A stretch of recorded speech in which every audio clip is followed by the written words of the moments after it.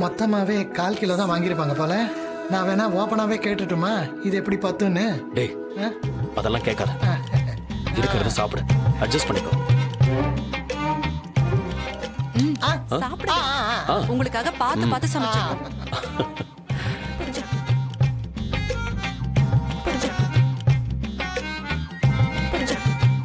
What's up?